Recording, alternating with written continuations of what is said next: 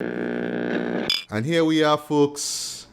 Barbenheimer bitches. Here we are. Now we're going to talk about the defining double feature of 2023. That would 2023. be Christopher Nolan's Oppenheimer and Greta Gerwig's Barbie, right? So we have to. So in my case, so in this case, sorry, we'll start off with the dreary one first. We'll start off with Oppenheimer, right? So I'll just do the preamble, and Ricardo, you could just share, well, just give a synopsis as to what it's about, right? But yeah, Oppenheimer, right? Newest feature from Christopher Nolan, right? Who I still consider to be our generation's Stanley Kubrick, right? It's funny I say that because he is heavily inspired by Stanley Kubrick, right?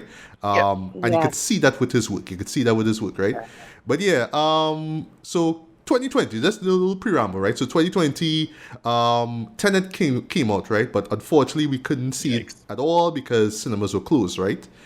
And we just had to wait for it to come out, basically through HBO Max, I believe it was. I think that's where it actually came out, right?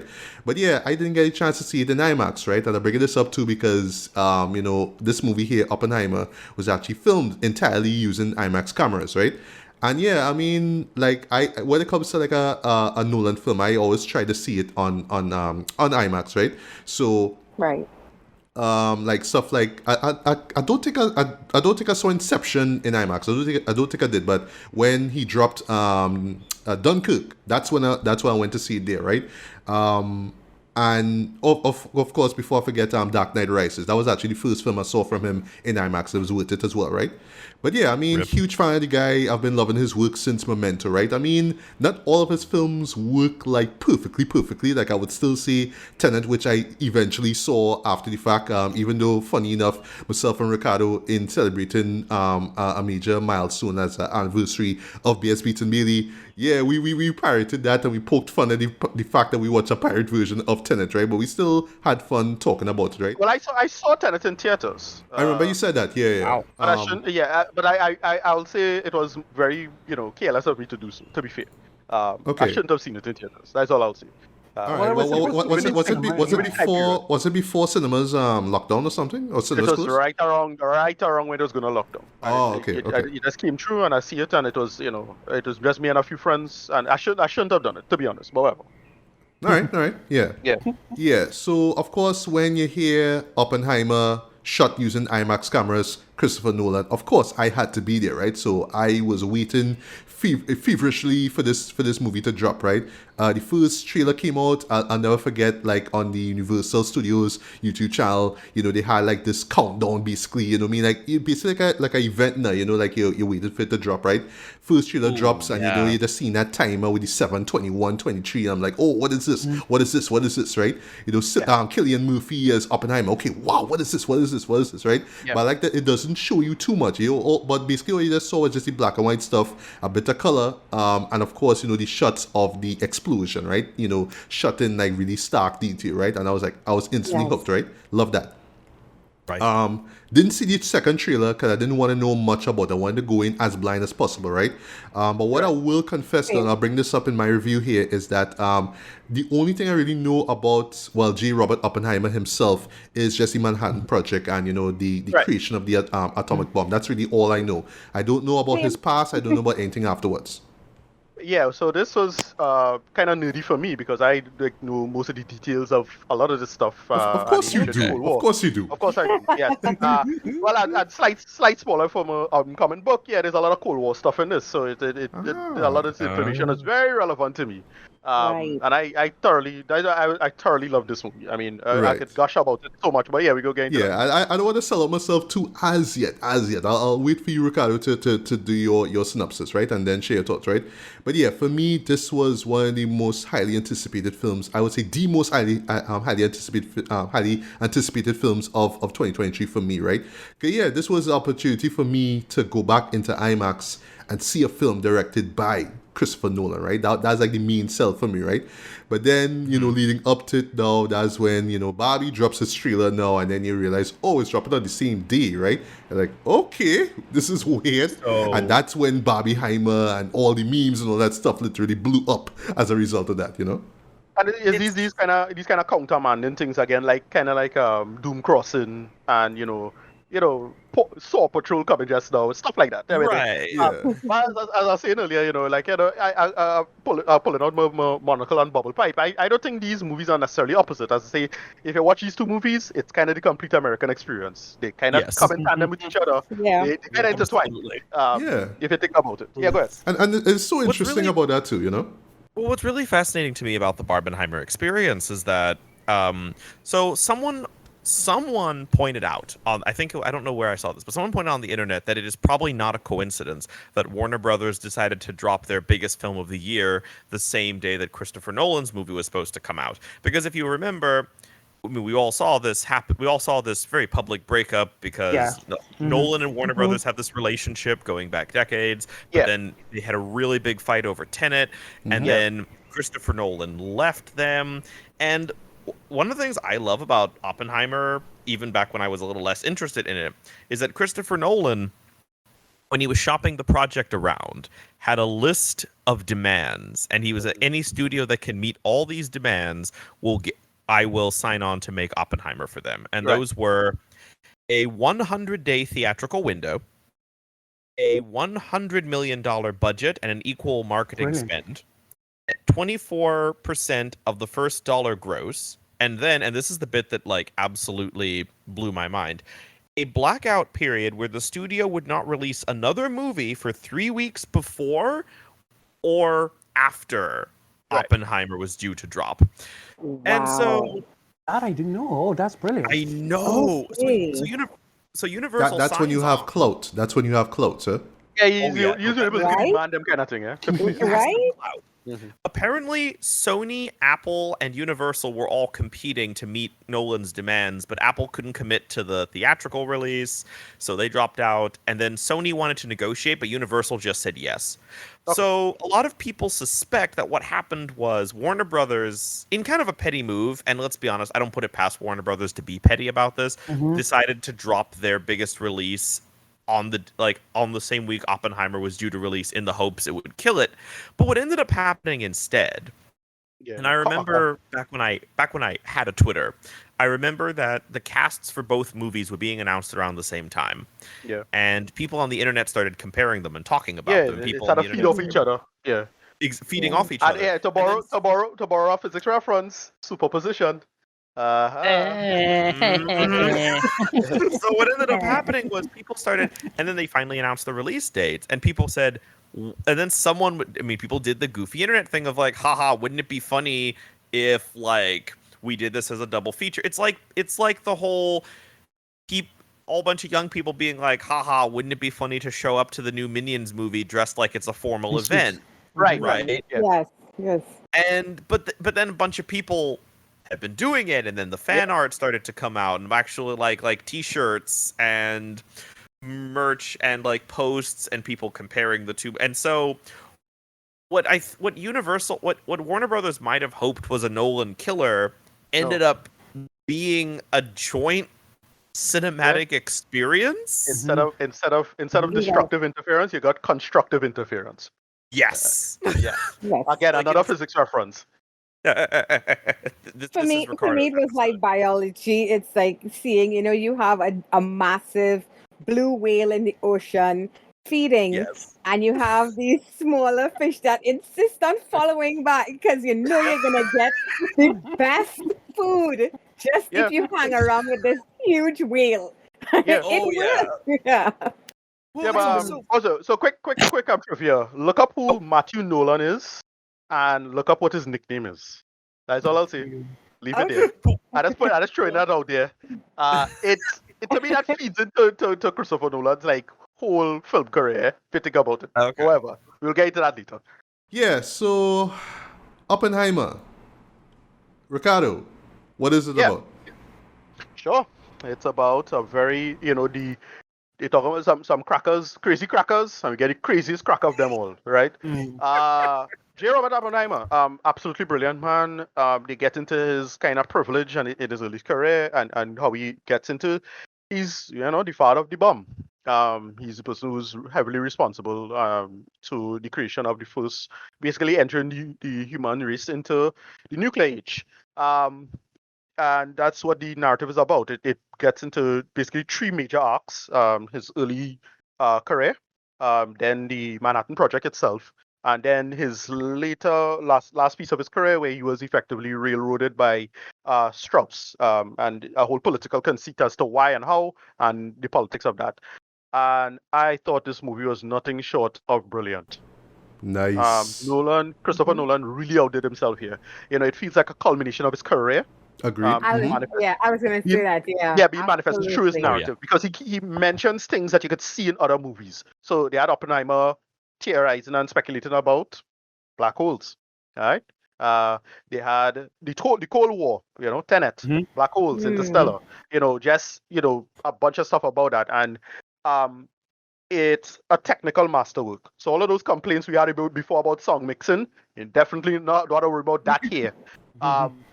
Everybody is so good in this too. Like, you have all these little cameos, like Casey Affleck shows up, and Rami Malek, and it's all these little small people, but the bigger people itself, and it had me nerding out. They had a scene with Kurt Gödel, had me nerding out. Like, Nolan didn't need to put that in here, but he did. And I just thoroughly love that. Einstein shows up, all these little people. I was like, hey, right, great. All this kind of stuff. Loved I was so shocked to see Josh Peck in this from Drake and Josh. That blew my mind. One of the Safdie brothers. Yes, I think it's Benny. Yeah. Benny Safdie was good in this. Aldrin was there. Josh Hartnett. Josh Hartnett was good. Yeah, I was like, watching face, like, wait, that's Josh? Okay. Yeah, Josh Hartnett. And then I'll say, listen, in my humble opinion, the scene with Truman is absolutely ghoulish. Oh my gosh, dude! It's only when I got home. Sorry to cut you there. It's when I got home and I realized that was Gary Oldman playing him. I was like, what? Yes, absolutely. Who they got for that scene is so ghoulish. Yeah? Who they got for him is so great and perfect. And yeah, I'm just gonna say it now. Robert Downey Jr. for Best Supporting Actor. Yes, yes. So good in this, my God. And I love the metaphor of Strauss versus Oppenheimer. It itself being a situation of mutually assured destruction. That's why I was reading that. When I was watching it, I'm like, oh shit, they're mashing up each other. Oh shit, it's MAD. That is what's going on here. That is what I think what Nolan going for. We call him Matt Damon. Pretty damn good in this. He was good in this. Emily Blunt blew me away. Emily Blunt. He could get a nomination too, eh? Yeah. As well. Yeah, he could get a nomination. Emily Blunt was good in this. Oh my God. Florence Pugh was good in this. Oh my God. Yeah. Well, Florence Pugh certainly rise to the occasion with that one, with her role, though, I must say. And what they do with her on that, I felt they could do a little more of that, but it's still good. But yeah, and sorry? The scene where he's confessing to the affair in the conference thing, where that's so good. Yes. That's such a funny scene, but good dude. Oh my Lord! Yeah. I have literally never seen Nolan do something like that. I never saw him do that before. But I'll talk about that. It was jarring. I'm not gonna lie; those scenes were jarring. But here's the thing: it's supposed to be jarring. That's what I was not gonna say. It was. And then that scene where you had the Mr. Krabs freak out scene. That's all I'll do. That's why I know it has the Mr. Krabs meme where Mr. Krabs just they're worried and they see everything blurry in the background. When he was talking to the people, he had the speech and he was like, it just had to hit him now, like the ramifications of what they do there. And I'll give a rumination of with a couple rewatches for it to work, right? Listen, I still kind of mad that Gemstone didn't bring it down south. A little mad, right? I watched Barbie and Gemstone, and I wanted to watch this in Gemstone, but whatever. But yeah, if I could find the time, I would probably go watch this in IMAX. To make the effort, I'll come up by up north day and watch this in IMAX just to get a second look. But yeah, I just thought it was just so good, so well done. Right now, this is my favorite movie of the year. It's so up there with the Clone Tyrone. Riley and Spider-Verse. Like, I still have to see They Clone Tyrone. I haven't carved out any time, but I want to so badly. Yeah. I just give the review. But yeah, this was fantastic for me. Like, everything worked, technical, sound design, just the editing and the flow. I know a couple people could complain about the length, but it didn't bother me. I have no complaints about the length. Like the length, I didn't bother me but I could see some people complaining about it. But I dug the hell out of this shit, and mostly because it's just being a kind of a physics nerd, being a history nerd, being a history of physics nerd, and yeah, there's everything is working together. But what Nolan does quite brilliantly, and in the beginning when he does this brilliant thing, fission one, two, fusion. That Yes, when I I saw love that, I was that. like, oh shit, I know what he's doing here. And he just makes this brilliant counterpoint of how to perceive Oppenheimer, his own internal perception, his own psychology. You know, they get into all the little details like the stuff with the poison in the apple. I know about that story, all these things. And they get Kenneth Branagh playing oh gosh, forget that physicist's name. Oh, Bohr's? Niels Bohr, yeah. That was great. Yeah. Like they get him for that. That was good. Like they get all these brilliant minds, how all these people come together. The role of Einstein, the role of Leo Szilard. Like I'm loving all of this. And they just, I mean, this was just a fantastic experience for me. And look, I saw it in a movie theater that I thought would I enjoy it as much as because I went to see his tweet in South Park. Like, oh, Boxy Hoi Polloi. A whole fat crowd and a bunch of Barbie people making noise. But like, no, that didn't matter. It's just real hard. This was just truly, truly fantastic for me. I did not expect to love this as much as I did. Yeah, number one movie for the year so far. Well, I'll give him a rating at the end. Yeah. Well, okay. Well, I'd actually recommend that you give a rating now, and we could all give our ratings once we no problem. talk, right? No problem. My rating for this movie is 10 out of 10. This was Nice. fucking fantastic. I did not expect this to be as good as it was. I was listen. I know I expected Nolan. I know he gonna come good, but I did, as I say, he went hard, but he didn't have to go that hard, right? But he did. But it was just editing. Editing comes together, sound design, just a strong character piece. They reference everything. They deconstruct the great man of theory concept. That is why it works, because it's like you're thinking, oh, we're gonna glorify blah blah blah. Nope.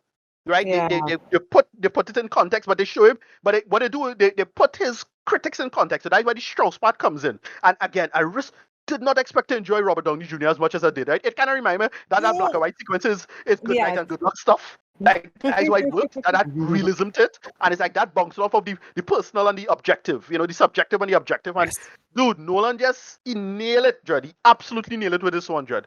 Did not expect to love it as much as it did. Went in expecting high, and I was thoroughly impressed. And I mean, just little simple stuff like the Trinity sequence when you see the light and it just go silent. Just shit like that, Judd. The sound of silence in this movie, on the whole, the use of silence in this movie, my God. Agreed. And it just worked. And then that ending sequence where when he was freaking out, and then what's smart about it is that they put the narrative entirely from the perspective of the Americans. So that distance and the dehumanization of the Japanese people and all of that stuff, and like, they make it work so well though in that context now, because like where they're trying to pick the target, like they're trying to pick which city. Right. Kyoto. My wife and I holidayed there. Yeah, that is so messed up. Yeah, they make it work. They really make it work, Jared. I just absolutely love this movie, Jared. Anyway, 10 out of 10. 10 out of 10. Loved it. Right. Tracy, if you don't mind, you could just share your thoughts on the film. I will jump in Summer afterwards, and CC, because I know you're going to gush over this film just as much as we are. But yeah, I will save you for last. I'm sorry, I don't always do this, but I really this is because I think Nolan's overrated, isn't it? Maybe. Yeah. This is Wow. But yeah, Tracy, take it away. Your thoughts on Oppenheimer and then your rating. Well, the only thing I think that I had an issue with where it comes to Oppenheimer was, the absence of Fastos, because Fastos was the guy who was actually leading humanity. But that aside, here's the thing: I was ready for this film. I'm not as deep as Ricardo in terms of the history of it, but I know bits and pieces. Our house had like a whole set of books and all kind of randomness. So I know like bits and pieces, but not enough. Still walking into the cinema, because I watch the trailers and all that kind of stuff. Walking into the cinema, I was ready, and I was ready to have them go through this personalized exploration of the project and the Trinity bomb.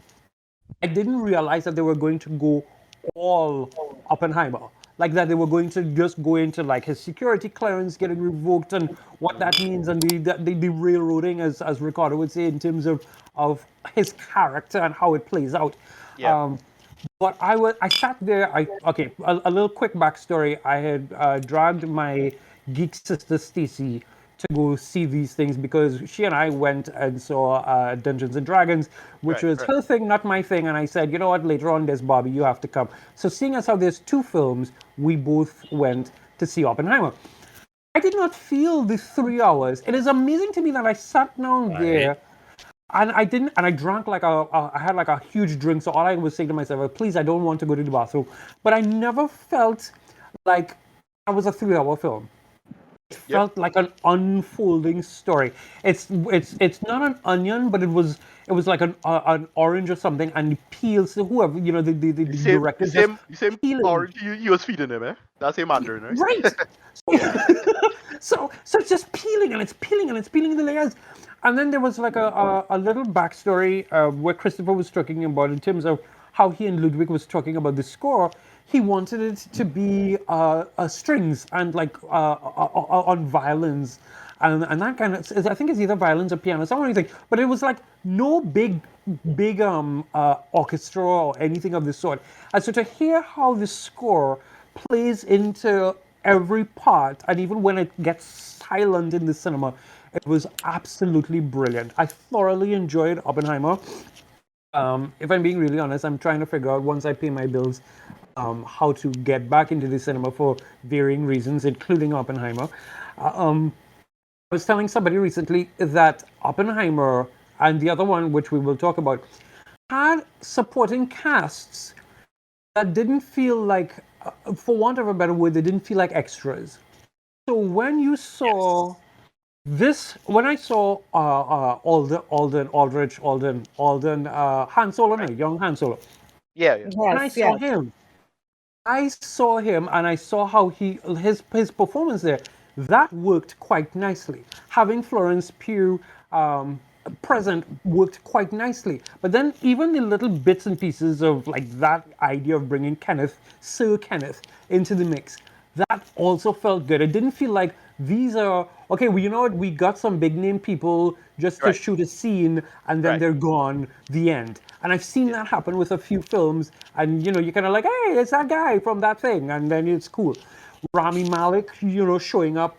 That was a whole moment. I will tell you, I sat down in the cinema and I'm listening to Truman talk and I'm watching his face and I'm saying, that's Gary Oldman. Yep. That's Gary Oldman. Oh, you picked up on it so quick. Wow. I picked up on it immediately. The only reason I know that is because he did Churchill there. Yes, so Darkest Hour, right? Because it's very similar makeup, But the thing about it is, I sat there and I keep going backward and forward. That's Gary Oldman. That's Gary Oldman. But I sat down. I really did sit down afterwards to see the credits because I know that I have a tendency of being wrong. Let me take a look and see. And there it was. Mm-hmm. This movie felt brilliant. It felt bombastic. It felt huge. It felt like it was worth the 11 miles of IMAX film and all the things that went associated with it. I do chuckle, post movie where like on the red carpets and stuff, and everybody's asking different people, you're in Barbie, are you going to see Oppenheimer? You're in Oppenheimer, are you going to see Barbie? And and Killian is like, every movie is important. Tom Cruise is there with his ticket with Ralph McQuarrie, because he's going to see both of them. And so it was this kind of weird thing of like cinema is healing. That was the line I keep seeing. Yes, for real. Cinema is healing. For real, they really feel like events.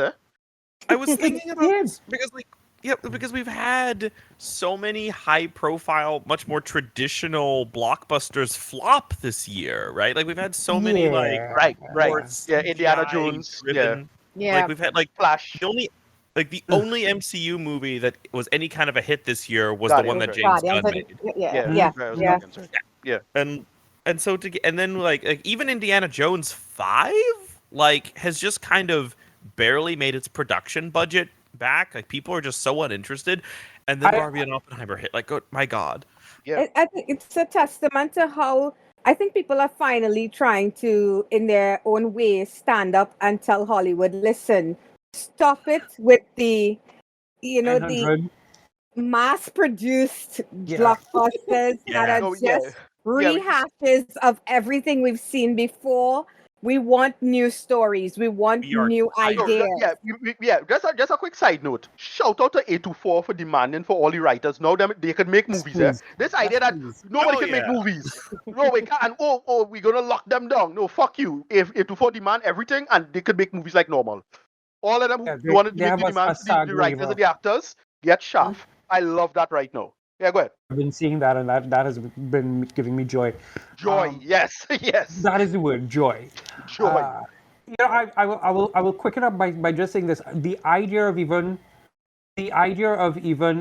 like his personal life being in color and everything that is going on about Oppenheimer is in black and white, and how Right. that plays itself out. Yeah. It's Fiction just and brilliant. fiction. Yeah. It was just brilliant, and Yeah. I'm going back. Like I said, I need to clear off one or two little, because adulting.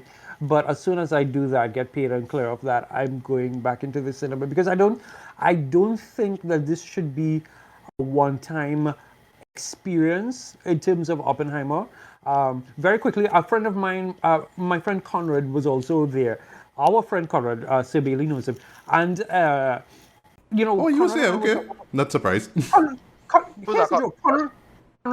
Conrad was actually in the same screening that we saw for Oppenheimer. And then when it was through, he's like, Conrad, are you going home? He's like, yeah, going home. He's like, Bobby coming up afterwards. And Conrad stayed. And so that was the thing. But Conrad and I were talking, and we were talking about the idea of, we would like to see, even though Tenet may not necessarily have gotten everybody's approval, we would like to see what would constitute a Christopher Nolan bad film. Because there isn't any as yet, and it's not just because it's the name Christopher Nolan. It actually, builds stories. And Oppenheimer is such a layered, beautifully layered and intense story. And Sweet Deliverance, I didn't know about the Apple scene at the beginning. I did not know that was a thing that existed. Yeah, I'm familiar with that story. Yeah. Good What lord. the hell? Yeah. I will also say that on a personal level, it did make me a little sad, which is why I'm glad I kind of watched it first, at the idea of so much growth. Let's say growth. So much growth has happened in the earth coming out of this whole experience, but also the fact that mankind felt that they needed to build this weapon that became this whole thing, that thousands and thousands of people's lives, because I know about Hiroshima, and we know about what happened in Nagasaki, but the whole idea that this was even thought of being built, because we are supposed to be the righteous side and we need to stop them, and that imperialistic perspective, that kind of really was my one main downer, to see like, this is where we are, we're still going, and now we're building biological weapons because we are on the righteous side and the other side is evil, and it's like we don't learn at all. But I thoroughly enjoyed the film. I thoroughly enjoyed the performances, the score, the music, the sound design, the picture. It was brilliant. All right, yeah. I have no notes, no flaws. So I'm gonna go with Richard and Ricardo on this one, and I'm gonna give it a 10 out of 10 because I really I had no flaws. Just that last piece when he said, we were wrong about the bomb destroying the world, and it's like, I think we are. We are. Yes, Yeah, we we are. have. Oh my we did. God. That was a perfect captured. That Like, haunted nice, man. me. Yes, That sure. haunted me. Yes. Yeah, Yes. like Yes. goddamn. Very much, yes. Yeah. All right. So where do I begin, right? So when it comes to just nitpicks, right? Just little minor nitpicks, right? I would say like the one thing that I did wrong, I should have done this prior, was actually familiarize myself on the life of J. Robert Oppenheimer, right? There's a documentary that's out. Well, actually, the Criterion Collection actually put it out. In not so much in celebration of the film, but just for people to go and check out before the movie even starts. Before seeing the film, right? Called The Day After Trinity. I should have actually watched that in retrospect. I just didn't get the time to see it, right? Because again, all I just really know about Oppenheimer is just the Manhattan Project and the bombs and stuff. That's all I know. Yeah, you know who did a nice little run through right before it? Look up a guy called Veritasium. He had a nice quick rundown. He does a lot of great science history stuff. Okay, YouTube, right? Of course. Yeah, YouTube, yeah. All right. Okay, yeah. So yeah, I mean, for me, this is just like I should just kind of like smack myself over the head for doing this, right? Because yes, when characters are being, or I should say, figures are being introduced, I was like, okay, I know this figure is important, but I wish I knew who he or she was. But because I don't know anything about Oppenheimer's life, I'm just like, all right, actor, okay, who is this actor? All right, oh, it's Jason Clarke. Oh, it's Rami Malek, so I was seeing it like that now, But so at times I did feel a little distracted where I was trying to piece together who this person was and not so much who is playing the character, who is playing the role, right? Hence the reason why when, I was so shocked when I realized that Gary Oldman was playing President Truman, right? So yes, on my end, I really should have done my research. I really should have learned more about him. Because similar to Tracy, I went in just expecting that it was going to be about the bomb and the aftermath of the bomb. I didn't expect the aftermath to go as far as it did, right? I.e., in the 50s and him going on trial and his ties to America, being questioned and all that kind of stuff. I didn't expect the show to go that far, right? That being said, though, I was just blown away by this movie, right? Haha, blown away, right? So for me, just me being a film nerd and all that kind of stuff, right? I always love it when a director will just come and just put a body of work and say, like, this is my magnum opus. This is the film that 10, 15, 20 years from now, if you just ask somebody, what is the one film that defines me? This is it. At first, I thought it was The Dark Knight. At first, I thought it was Inception. But now I could safely say it's Oppenheimer, Jared. This is Nolan at the height of his craft here. From just the decisions that this man makes in this film, right? Blew my mind, right? And then he had the gall to be experimental with it too, to be surreal with it too, eh? So he is like just constantly challenging himself and constantly challenging his audience and his fans with this one film, just so like I'm watching this, right? So just to talk about the runtime, I went in expecting 3 hours. I got 3 hours, right? I will admit there was a few moments like in the third act where I was feeling the length. I was feeling it just a little bit, just like, all right, yes, I'm still here. It's long, but I'm still here, right? That's how I was feeling. But I was like, oh gosh, when the show gonna end, boy? You know what I mean? It was like that. It's just that I knew I was in for a ride and I got that, right? Because right now, this is literally the longest film he has ever made. I think that the film that was like Dark Knight Rises is like 50 minutes shorter than this, if I'm not mistaken, right? So yeah, this is really long. He is really going out there with this, right? Performances, just to get that out of the way. Cillian Murphy is fantastic in this film, though. He truly held it. Truly, boy. I think this is like probably the first true starring role I've seen from him. I think so. I think he just killed it. At least with Nolan. Yeah, I think with Nolan. Yeah. Yeah. And a lot of reviewers will say this though, is what he does with his face though is just these tics that he does. Like like he would come off a certain way, like, like he's cheerful or, like he's in the moment, he's sort of appreciating where he's at and whatnot. But he's constantly thinking, he's always thinking about the next thing and all that kind of stuff. And when, just as the military steps in on his, his experiments, that's when you just see him like literally like facial wise and I really feel the weight of what's going on though. And you just see it more and more, Joe. Right down to the last shot, which was perfect. I love that you actually saw it in the trailer, slight spoiler, but in the context of it, it's the perfect shot to end that movie. One something I noticed, you can probably get into a deeper cinematography debate, but like clearly they had a specific use of lenses. So wider lenses for this shot, and you could tell they're using a longer lens for older characters. Like you notice that when you get older, it was these longer shots, and everything was a little more bokeh, and especially again in Mr. Krabs' moment, as they say, you could tell it's a incredibly intelligent cinematography just from in-camera standpoint. Yes. No special effects, no extra, none of that. Just pure in-camera, old school Kubrick shit. Let's call it that. And as I say Kubrick, right? Again, I know that Nolan is a huge fan of Stanley Kubrick, and I could see that with this film here, right? Somebody that I know, right, well, actually brought up if this is like, Nolan's Doctor Strangelove, and I was like, yeah, in a sense, right, where you saw the black and white and it's bleak and it's dark and all that kind of stuff, right? But it's just less funny, right? But yeah, back to performances. Yeah, everybody kills it though. I did not expect the cast to be this star-studded though. Like I was just surprised by all these cameos. When I see Jason Clarke, when I see Benny Safdie, when I see Kenneth Branagh, I didn't even know he was going to be in this. To be honest, right? When I saw Josh Hartnett in this, when I saw Rami Malek, I was like, dude, you in this too? What? David Dasmal, Chayanne too, you know, these faces that pop up. God. I got Casey Affleck. Casey Affleck, Matthew Modine, Jack Quaid, what you doing in this? Like, what you doing? I thought Casey Affleck had a great moment. Yes. It's insane because He always creeps me out. So he fit that role so perfectly. Scott Grimes was in this. I mean, Scott Grimes of all people. American Dad. It's like, what?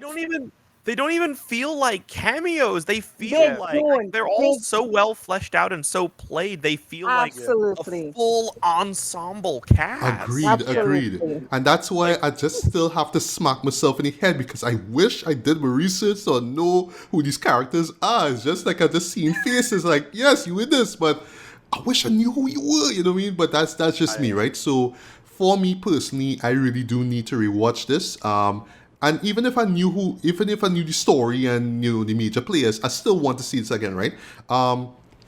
Florence Pugh, she went above and beyond the Call of Duty to deliver her performance. Though I did not know all that about Robert and the stuff behind the scenes with her, with him pretty much cheating on his wife. I didn't know all that. Apparently, a bit of a hound dog. So. I didn't know that. I didn't know that, right? Yeah. I thought Emily Blunt stepped up. I thought she was great, especially that last sequence. Yes. She was great too. Oppenheimer versus Roger. And she was pissed off in this too, and she was pissed off and rightfully so. I don't blame her for that at all, right? She have this great bit where.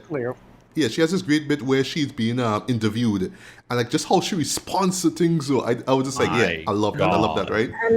That small moments, like what we call him, like the guy who played Einstein, I think Tom Conti.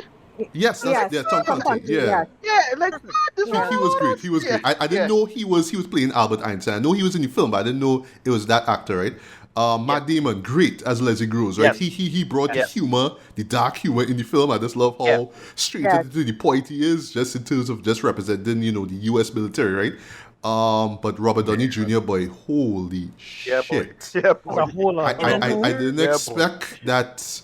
After Avengers Endgame, this man will still come true and be like, yes, I am a great actor. I saw like early on, like on social media, how he considers this to be his best performance. Boy, yes, I wholeheartedly agree. And I haven't even seen all of his films, right? But yeah.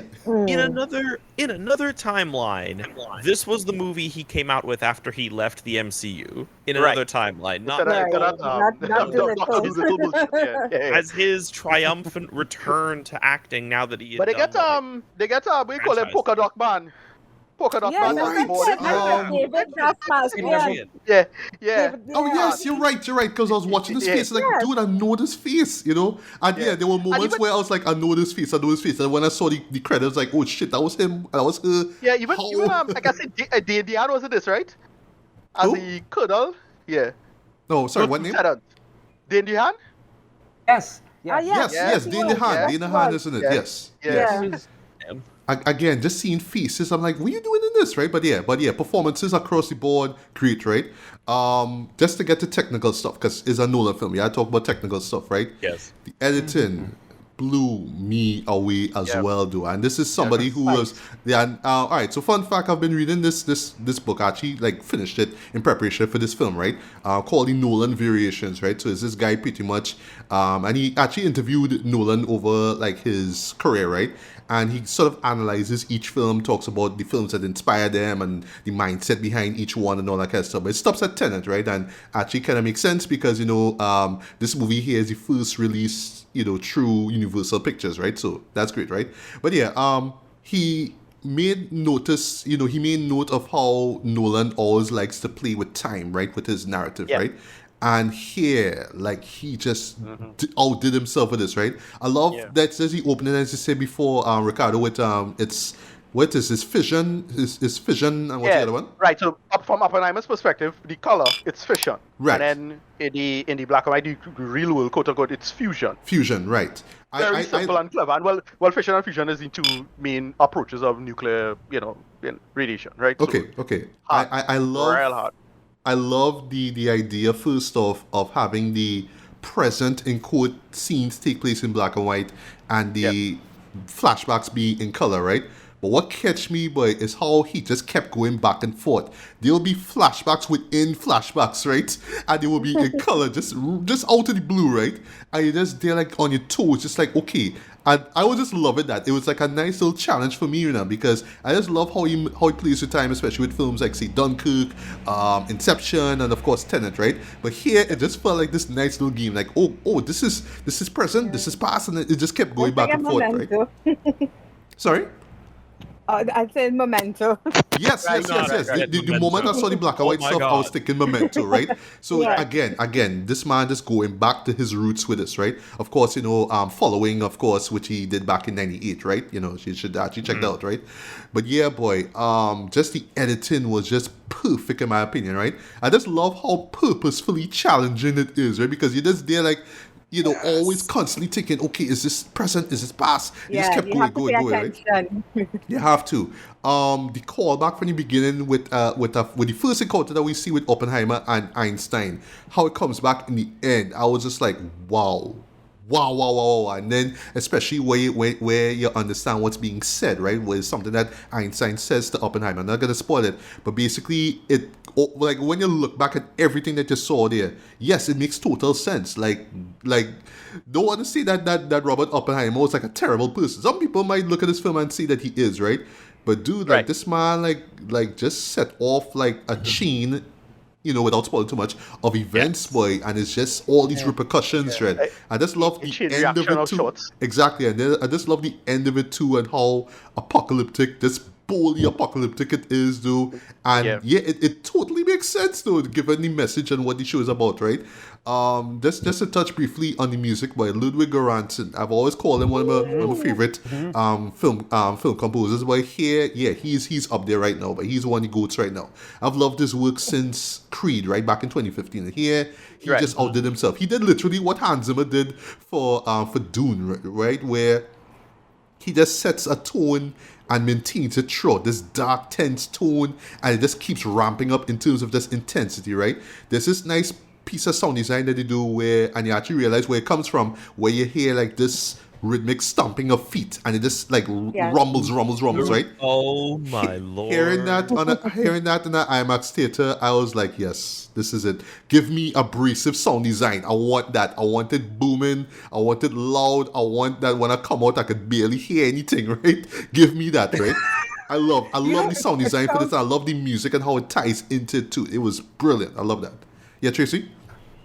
No, I was saying in terms of that, it was like, like if you go to church or you've dealt with church, it does feel very churchish, very cultish, because like how that foot stomping operates, and then where it leads to, and then him behind the pulpit, etc., which we won't go into.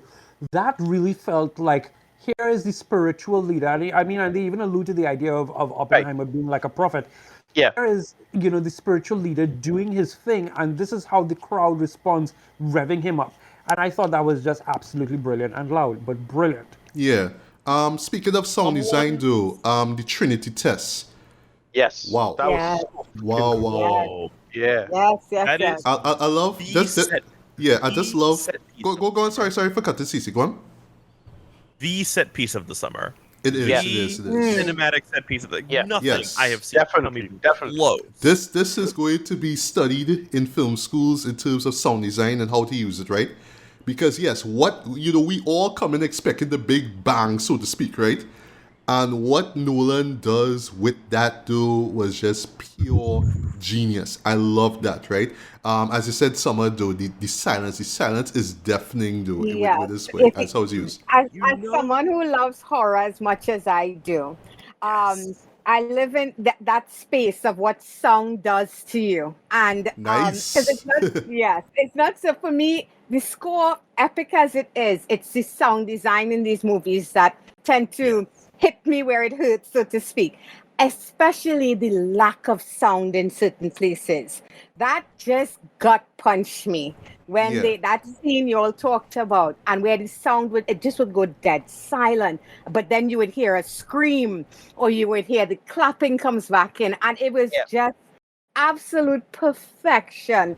The Agreed. chills that gave me, that and that final scene, that close up of Cillian Murphy's face. Killian, is it Killian or Cillian? Sorry, people say Killian. Yeah. Killian. Okay, good. Yeah. That tight close up, and by the way, the close up on his faces in this movie. Yep. Oh my god! Oh my god! And he has such haunting eyes to begin with. Yeah, agreed. And He he's did so much. I think some of his cast members said that. Like some of the cast members were saying, yes, Killian's eyes are intense. Yeah. It's so and it's intense in that way where it conveys so much. It could convey a threat. It could convey that kind of just open vulnerability, and he uses it so well in those close-up shots. So the lack of sound in that last scene, and then we see what we see. I'll leave it at that. It's just, whoo! I got all the hairs on the back of my neck rose up. It was insane. Yeah. I totally agree, man. Right. And just how he builds intensity throughout this film, even with dialogue scenes, right? And I know that will be a nitpick for a lot of people, right? Where, and you know, I'm not saying this is a nitpick of mine, but I know some people will easily throw this as a flaw, right? You know, why Chris Nolan, why you're trying to sell me on this fear of the movie? So you just have people talking, and you just have music in the background, and it sounds so dark and terrifying, blah blah blah blah, and you have the sound design. Why you trying to manipulate? Why are you trying to manipulate me into feeling a kind of way, Trey? But I think that is sort of a misguided view. It's an easy jab, right, at the film, right? Or you're forcing me to feel that kind of way. But no, I do like how even in the quiet moments, there's always some kind of tension building up, right? So back, just last point on the Trinity test, right? Even just that countdown, I was just like shaking there. So when the sound effect we all expected sort of cuts out, right? You just feel like you're still feeling it, right? And then they hit you with that boom, boy. And I jump in there. I flinch. I didn't jump. I just flinched. I was just like, and it just literally feels like a sonic boom hits you, like knocks you flat. I cannot remember the last time I was watching a movie and I felt that nervous for an explosion. Like I kept reminding myself, it's a movie. It's not going to actually hurt me. The bomb is not actually going to go off in this movie theater. And yet I'm still gripping my seat as it's 10, 9, 8, and I'm like, oh God. And then it actually goes off. Yeah. And like you were saying, like the silence, the deafening silence and the flash, and you're there, and then boom. Boom, yeah. Oh. So few things for you, right? And then I'll get to rating, right? I just love how bold Nolan was, because yes, he's playing with time and sound and all that kind of stuff. Yeah, I mean, we know that, right? We've seen stuff like Inception and Tenet and Dunkirk, right? We've seen these things before, right? What I didn't expect was just these surreal moments. So like case in point, as you mentioned, with, you know, well, what you mentioned, Summer, with Emily Blunt hearing about with the affair her husband had behind the back, right? And you see it visually, right? That is some straight up David Lynch kind of shit, though, like, you know, some real shit. That is a straight up female moment. I can't explain it other than that to you guys. But that is, you guys, that is just such a on the point take on what a woman would feel in that moment and see in her head. Yeah, It was perfect. It was perfect. I like how off-putting it was. I love jarring. I love how jarring it was too. You know, those moments with him and her, it did feel a bit like, oh my God, that's out of left field. I'm not expecting to see what I'm seeing. Me too. But you know, again, and like you, I didn't know anything about him going in other than who he is, his title, so to speak. You know. Yes, agreed. But I just love just those surrealist moments, right? So Don't worry, I'm gonna wrap it, right? So going back to what you mentioned, Tracy, with the sort of church like stuff where he was doing the speech to the in the club, right? Los Alamos, yeah. Right. Well, yeah. Just basically praising, Hiroshima and Nagasaki, right?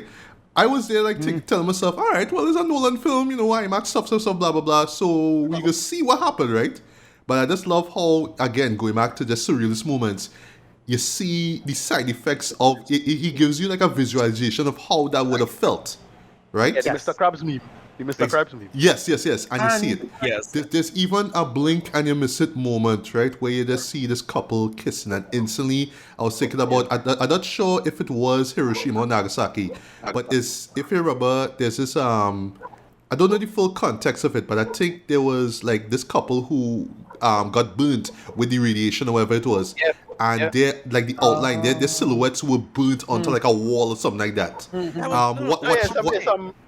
Some real barefoot gen shit, Yeah. What you meant? The book and the movie actually made reference to that too. Like when I saw that, I was like, all right, Nolan, I see you. Because it's just these little like this thought process that would go into that now. Because again, I'm thinking, we're gonna see some montage of what happened in Japan, something like that. That would legit be something that Michael Bay would do, right? If you remember stuff like Pearl Harbor, for example, right? But no, just to show it like internally in Oppenheimer's head, though, was brilliant. I love how they set it up early on too, the way how he views the world with like as in atoms and stuff like that, right? And I am just amazed that there was no VFX shot involved in this. Like it was pure in-camera stuff, right? I could be wrong. I should look up and see what was actually done. No, he said there would be no CGI and that kind of thing. No CGI, none whatsoever. So I'm just seeing every single thing you see is in camera, and I even found an article where the guy who made the atom bomb effects broke down how they engineered an explosion that on camera would look like an atom bomb. And God. Yeah, I was amazed because I'm just seeing stuff, right? I'm just like, wait, this is not VFX, you sure? It's like, no, it's not, right? But that's just amazing, right? So and I just a couple more things, right? The cinematography. OMFG is very well done though.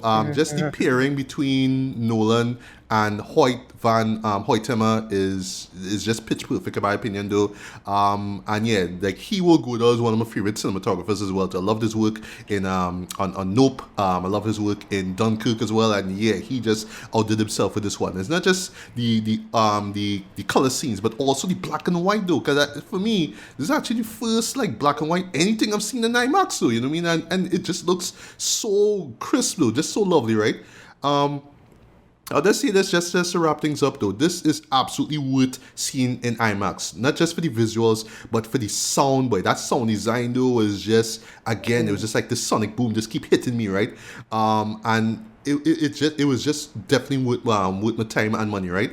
So while I will not give this like a full 10 out of 10 as yet, I really do feel like I need to see it over.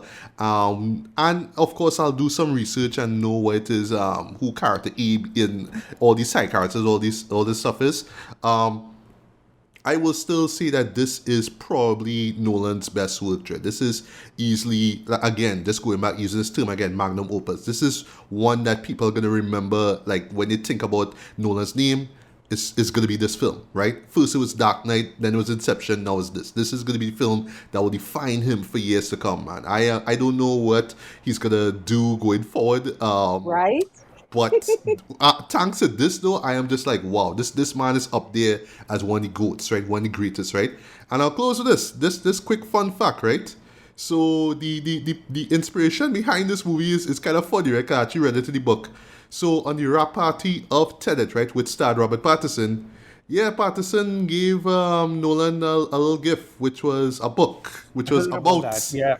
Right. And I assume it is the same book, the same American Prometheus. I assume it's the same book that he got, right?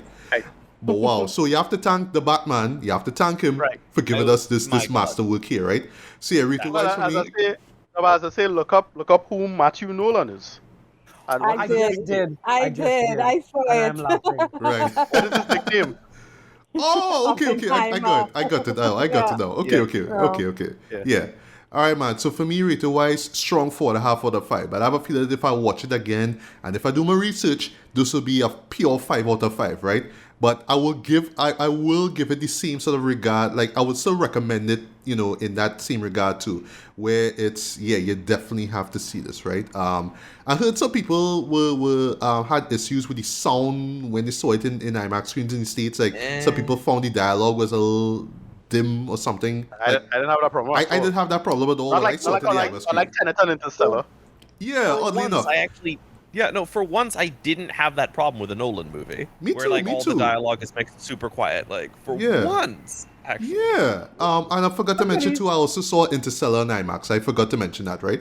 But yeah, though, I just love that we have a director who treats film as just an experience. It's like you're not just coming to waste, to waste 3 hours of your time, just watching stuff on screen. I'm gonna give you an experience, whether it's the sound, whether it's the acting, whether it's the visuals, it's everything just on this, just firing on all cylinders, man. And I'm just glad This is that Nolan taking us to church. This is yeah, his. yeah. For real. And I'm just glad For that you real. have this guy who clearly is in love with cinema, who is making a film for people like me who love cinema, who love the art of it, right? And the experience of it too. And say, yes, this is what you're gonna get for the equivalent. This is my equivalent of a summer blockbuster. Take it or leave it, right? I know for some people they might find this to be sort of a challenging film. I would understand if you find it to be boring, but I would say you have to go in knowing Nolan's work. You have to know his style. You have to know what he does. Because I would say that this is not the best entry point into his filmography at all. You should go from the beginning. And not just stuff like the Dark Knight trilogy, but talking about Memento and stuff like Insomnia and The Prestige and stuff like that. You should really do your research into his work. And even if you haven't seen a lot of his films and you manage to see this, I really recommend it. You check out his other work, right? But yeah, I could talk for days about this though. This is his magnum opus. This is probably his greatest work, and I really can't wait to see how he's gonna outdo himself from that point on, man. So yeah, absolutely, we'll check it out. So yeah, Summer, while I catch my breath, your thoughts on the film. I'm a Nolan fan. I'm sorry. I'm a Nolan fan, right? I'm a OG Nolan fan, right? I know. That's okay. you gush. Well, you guys covered so much, so I'll just tell you what happens to me sometimes when I watch these type of movies. Especially these movies, what I love to call these character-driven pieces, even with all the beautiful visuals and the sound and all that stuff being what it is. I sat there and I'll start with my negative, my only negative, because as time has passed, I realize it's not so much a negative as it expands on what I feel about the movie. And that is, I thought it was a tad too long, but then I realized it feels like I'm on that journey with Oppenheimer and I am tired to see everything he's gone through. I am exhausted when I'm in those scenes where they're trying to rip him apart to take his security away from him, his credentials away from him. And I feel that exhaustion. So what I thought was a negative, I realize now it plays into the movie. And for me, from the very beginning, it hit me that whole thing you talk about, Matthew, where that bookending of the Einstein scene, him and Einstein having that conversation, and just the ego of Strauss thinking that conversation was about him. Yeah. But just the whole cyclical nature of humanity, where we've been down this road. I was watching this thing and I'm thinking Joan of Arc. I'm thinking the person who helped you fight your battles is the person you want to destroy when you don't need them anymore. And this is human nature. They've done this time and time again. We lift people up as heroes and then we destroy them when we don't need them anymore. And it's just the bookending that moment. It just everything about who we are as humans and the mistakes we keep repeating. Nolan just gave me all of that in this with these people. These performances are what blew me away. It's that Emily Blunt just had me like, you know what? she nails the whole aspect of if a man would only listen to a woman sometimes, maybe they wouldn't make such stupid mistakes because so Preach. many times she tells him, do it this way. And what does he do? He listens to the men in the room. And you see the destruction come down on him. So I'm all about Emily Blunt in this movie. I'm all about Kitty Oppenheimer. The part where she got upset, they said, "You shook his fucking hand." Right? Yeah. Right? I love that. I love that. Right? Oh my See, god! could you imagine if Kitty Oppenheimer was the father of the atomic bomb? Or the mother, I should say, right? What would history be, But guys, look, the dark comedy of it is another aspect that I did not expect, but it was that whole love for Stanley Kubrick. And there's that dark comedy that plays off in certain scenes. I love that as well. And overall, I sat there. I sat with my notes this morning, and I'm like, I cannot find anything wrong with this movie. I came back to the fact that the length got to me, and then I had that epiphany of why it got to me. So I am with you guys on this one. I the only reason I would give it a 9.5 out of 10 is I need to see it again. That's it. I'm not gonna give it a 10 out of 10 just yet, but that's where I land. This was amazing. I'm only left thinking, where the hell could Nolan go again after this? I am so worried he's gonna pull a Tarantino and leave us. Or just write books or something, which I'm all right? for. I'm all for that. Right? So yeah, like I said, guys, the horror, the horror drew me in, the dark comedy of it, the such a crazy cast, and yet every single person worked in their roles. I'm seeing people that I do not expect to see in a movie like this. Like I said, Josh Peck is in this, and it's just, yet nobody felt like, hey, I'm just here because I know the director or he's doing me a favor.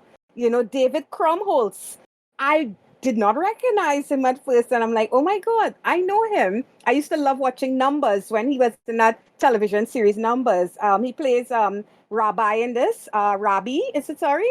His friend. Right. Yeah. So everybody, Scott Grimes, like I said, everything here came together to give the kind of movie that, yes, of course, it's dialogue heavy, but it's one of those things where you can close your eyes sometimes. You could, after seeing it, you can watch this and just listen to it, listen to the score, listen to the conversations, and I feel like you'll still get everything, so much, not everything, but you'll get close to everything you need about what Nolan was trying to do here. So yeah, guys, I'm at 9.5 out of 10 on this. I don't know what else there is to say, but I was blown away, and it's not the type of movie that I would easily sit down to watch. So winner, chicken dinner.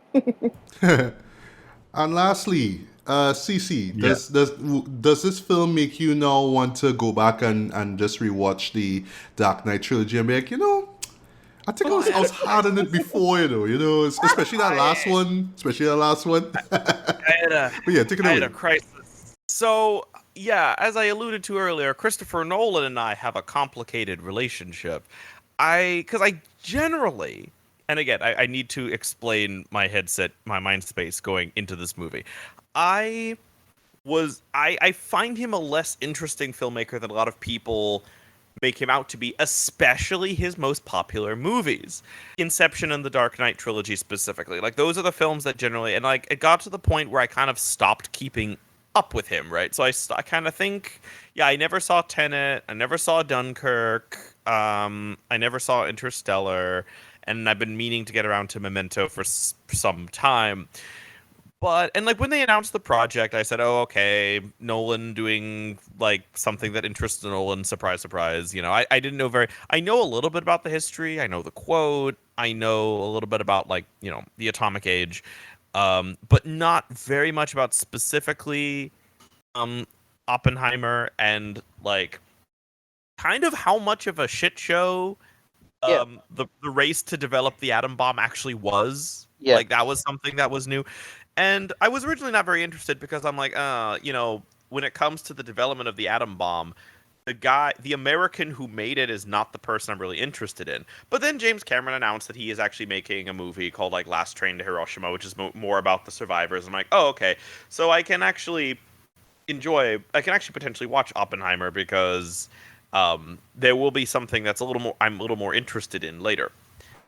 And I do it, and then the whole Barbenheimer thing is happening. So I make a plan with friends to double feature them, and I go in and I sit down, and 3 hours later, I find myself thinking, do I actually like Christopher Nolan, actually? Like, is this the plot twist of 2023 that I wasn't expecting? Like, am I a Christopher Nolan fan? Because the thing I realized while I was watching this movie is that I don't actually hate Christopher Nolan. I just find his most popular movies less interesting than other people. But he has two films that I adore, Memento and The Prestige.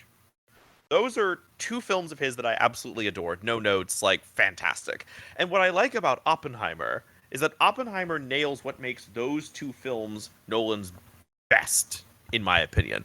So my big critique of Nolan's other movies, like, for example, the Dark Knight trilogy, is I find the way he writes his characters very dull. Like, I am sorry, but 3 Batman movies, and I couldn't tell you what Bruce Wayne eats for breakfast, right? Like, he's not a character in those films. He is a flat there's more development for certain villains in that trilogy, and even then, Dark Knight Rises has like 3 villains, and none of them get development. Like, and Interstellar is a visually spectacular movie with a lot going on, and narratively there's like 5 different layers, quite literally. But Leonardo DiCaprio's character Inception. is so dull to me. Inception. Like, he is, like, Inception. Yes, thank you. Yeah. Like, Inception. Wrong one. My mistake. No, Inception. Leonardo DiCaprio's character is such a boring person to me. Like, I don't have a sense of who he is. I don't have a sense of, like, what he... I don't have a good sense of him as a character. So, with all this in mind, I sit down to watch Oppenheimer, and I am absolutely floored, because not only does Nolan make me care about a subject that I wasn't especially knowledgeable about in the first place and make me want to go and learn more, but he made me realize that there's a lot of things about his style that I've always liked. The thing that this most reminded me of is in the great annals of unmade movies, Nolan at one point was developing a Howard Hughes biopic, right, with Jim Carrey as Howard Hughes, which ended up fizzling out because Martin Scorsese made his Howard Hughes movie, ironically, with Leonardo DiCaprio. And what I find really interesting is that the way Nolan approaches Oppenheimer is the way that he wanted to approach the Howard Hughes, which is that you get in the head of the most anxious, neurotic person you've ever met. That is the thing about Oppenheimer that to me is so strong about it. Like, you are rooted in the first person perspective of an absolute, like, the most anxious man on the planet. Like, the whole the bit when I realized I really was starting to click with this movie was the opening sequence where he was, well, not even opening, the way that time moves in this movie is so delightfully strange. But, like, the whole part when he's at whichever university he's at, like, the name escapes me at the moment, but when he's just freaking out and he can't sleep because there's too much going on in his brain, and like everything is swirling around, and all these ideas and just everything. And I was like, and I really felt like I was reacting. I was having strong feelings and emotions and like actually understanding this person. And then I found myself going, this is a character. This is a real character in a Christopher Nolan movie. Oh, maybe I'm going to like this after all.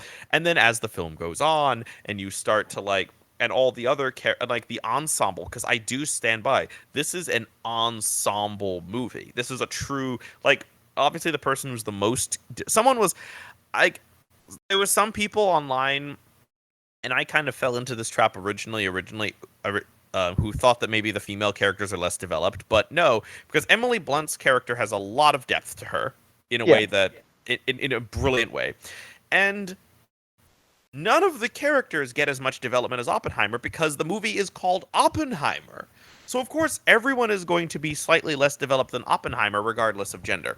So, in that regard, it just, like, it absolutely sucks you in, and it keeps you in the space of, in the brain of this man as he is trying to wrestle with a level of cosmic guilt that few people on the planet will ever understand. Like, I think that's probably the best pitch for this movie is imagine living with the most guilty, anxious person you've ever met for 3 hours. And then you get into all the science stuff. And I think there's actually, like, I'm not a science person, but the way this movie makes a lot of the science and the physics make sense actually is really, like, I really appreciated it. A lot of the way this movie breaks down, like, just the explanation of what happens to stars when they die. Right. Is really digestible, and it makes perfect sense. Like, oh, okay, that makes absolute perfect sense. That's brilliant.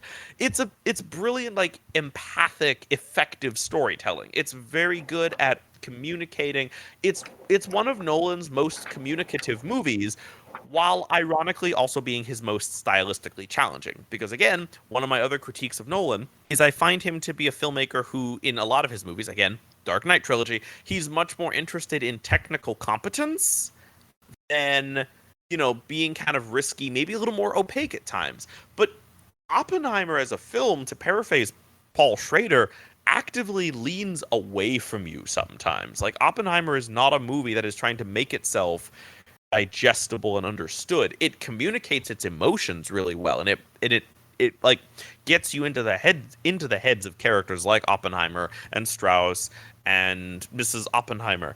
But at the same time, there's all these bizarre, this is where it starts to connect to The Prestige. There's all these bizarre creative decisions, like, again, the scene when he is, like, I have the scene when he is confessing about the affair he had in front of his wife burned into my brain, because that scene is so effective and it makes so much emotional sense.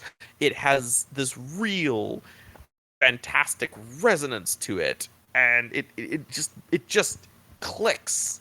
Like, you see it and it makes perfect sense exactly what everyone in this situation is feeling. And for once, Christopher Nolan is bringing performances out of actors that I was not expecting. Matt Damon is not an actor who I universally love, but his performance here is phenomenal. Cillian Murphy is a revelation. Cillian Murphy is an absolute revelation. I know him as a character actor and someone who's done, like, a lot of television and, like, supporting roles. Right. You know what Peaky Blinders? Right? I have not seen, I haven't. I need to see it. Now I want to see it. You have to see it. Like very on TV right now. Yeah. Because watching him in this, I'm like, where has this man? Have I been sleeping? Where is this man? I know, Yeah, right? you have. If you saw Peaky Blinders, Killian would not have surprised you in this. Exactly.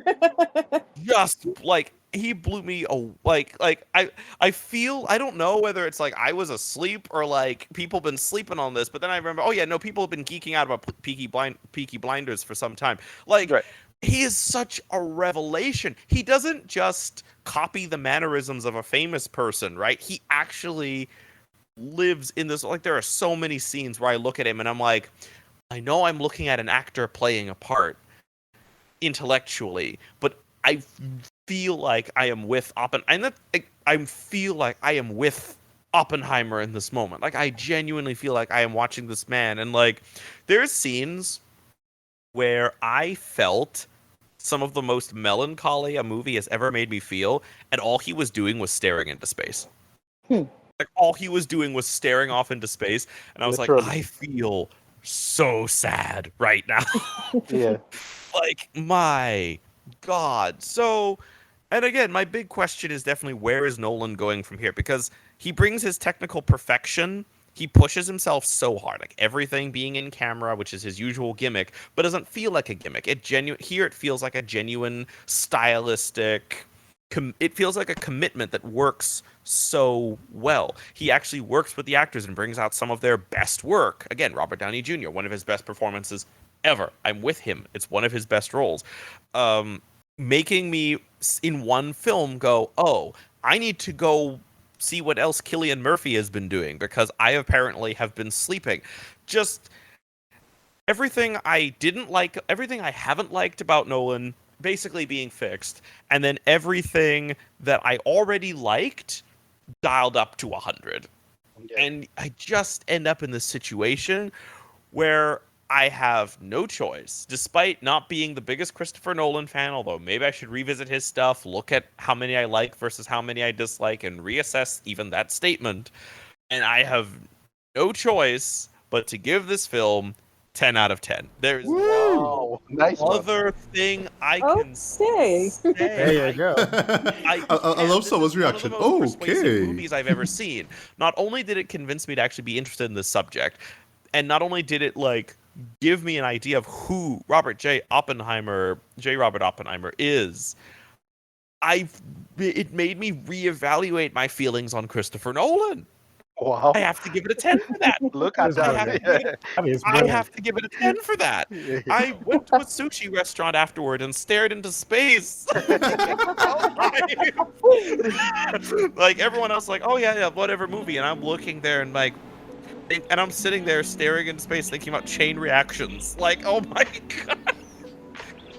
I mean, a Nolan film will do that to you. A Nolan film will definitely do that to you. And this film in particular, just to wrap things up, will certainly do that for you, you know?